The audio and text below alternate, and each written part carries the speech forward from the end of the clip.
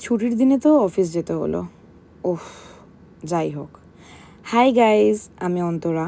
আজ আমি তোমাদের সাথে ডে 5 শেয়ার করব 30 ডেজ চ্যালেঞ্জের।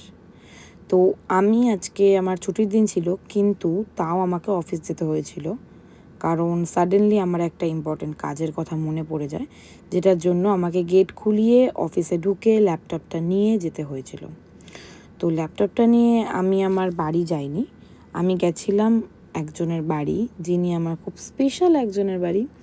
তো তোমাদের ওপর একটা চ্যালেঞ্জ রইল যে তোমরা গেস করে বলো যে আমি কার বাড়ি গেছিলাম। কমেন্টে কিন্তু তোমাদের গেসটা আমাকে বলতে ভুলো না।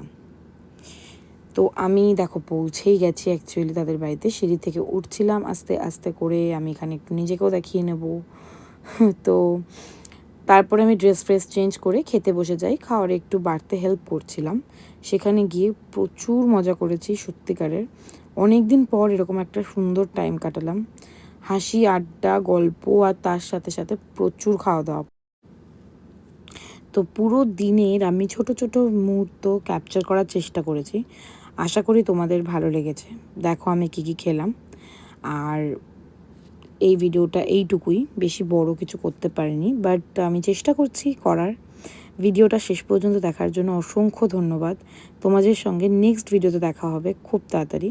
খুব তাড়াতাড়ি কি, কালকেই আসছি। ততক্ষণের জন্য ভালো লাগলে ভিডিওটা লাইক, শেয়ার অ্যান্ড সাবস্ক্রাইব করতে ভুলো না। Thank you, by.